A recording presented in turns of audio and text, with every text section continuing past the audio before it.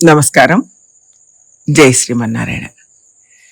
నిత్య జీవితంలో సాత్విక, రాజస, తామస గుణాలు మన అందరిలో సాత్విక, రాజస, తామస గుణాలు ఉంటాయి. వీటి గురించి మనం చాలాసార్లు చెప్పుకున్నాం. మనమందరం సత్వగుణాన్ని పెంచుకోవాలి, రజోగుణాన్ని తగ్గించుకోవాలి, తమో గుణాన్ని పూర్తిగా తొలగించుకోవాలి. దానికి ఏం కావాలంటే ముందు ఆహార శుద్ధి ఉండాలి. సత్వగుణం ఉన్న ఆహారాన్ని స్వీకరించాలి, రాజస గుణాలున్న ఆహారాన్ని తగ్గించాలి, తామస గుణాలున్న ఆహారాన్ని పూర్తిగా వదిలివేయాలి. భాగవత పురాణంలో నీళ్లకు కూడా సాత్విక, రాజస, తామస గుణాలు ఉన్నాయని చెప్పారు. అలాగే స్థలం అని చూసినా దాంట్లోనూ సాత్విక, రాజస, తామస స్థలాలని భేదాలని చెప్పారు. ఇవన్నీ వినడానికి చాలా ఇంట్రెస్టింగ్గా ఉంటుంది.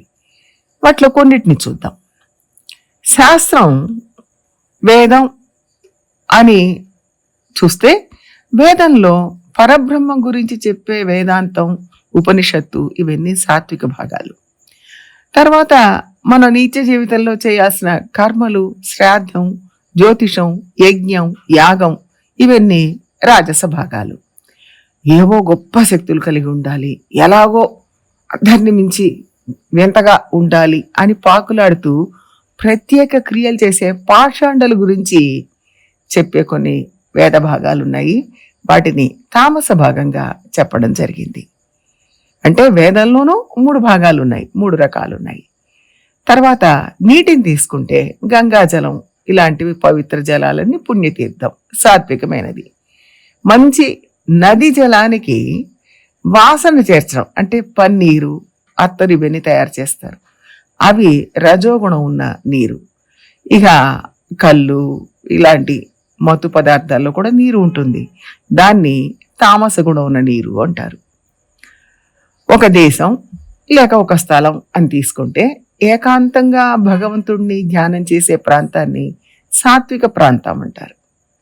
వీధిలో నిలబడి ఉన్నాం అనుకోండి, అది రాజస స్థానం. జూదం లాంటివి ఆడే చోటు తామస స్థానం. అట్లనే కాలం అంటే ఒక రోజులో పొద్దున్న అంటే తెల్లవారుజామున 4 నుంచి 6 వరకు బ్రహ్మ ముహూర్తం, అది సాత్విక కాలం. మధ్యాహ్నం పూట, సాయంత్రం పూట రాజస కాలం.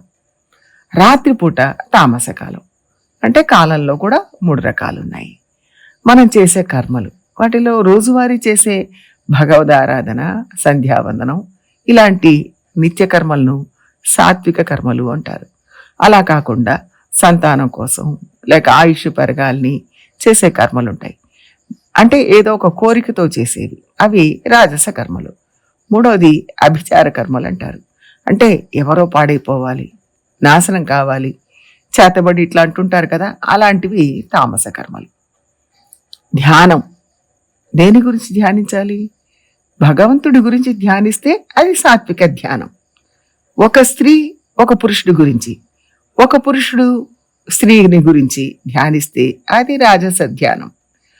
ఒక శత్రువునే నిరంతరం తలుచుకుంటూ, వాడన్న మాటలు గుర్తు చేసుకుంటూ, వాడు నాశనం కావాలని కోరుకుంటూ ఉంటే అది తామస ధ్యానం.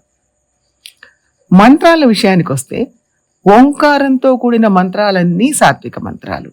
అలా కాకుండా కామ్యార్థం కొన్ని మంత్రాలు జపిస్తే, ఉదాహరణకు స్వర్గం కోసం కొన్ని మంత్రాలు, సంపద పెరగడం కోసం, సంతానం కోసం, దీర్ఘాయుష్ కోసం ఇలా కొన్ని మంత్రాలు జపిస్తే అవి రాజస మంత్రాలు.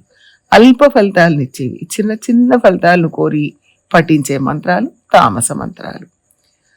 సంస్కారం, సంస్కారం అంటే మనసును చక్కగా సంస్కరించి ఉంచుకుంటే అది సాత్విక సంస్కారం. దేహానికి సంస్కారం చేసుకుంటే అంటే అందంగా అలంకరించుకుంటే అది రాజస సంస్కారం. ఇంటిని బాగా ఖరీదైన వస్తువులతో నింపి ఒక ప్రత్యేక అలంకారం చేస్తూ ఉంటే అది తామస సంస్కారం.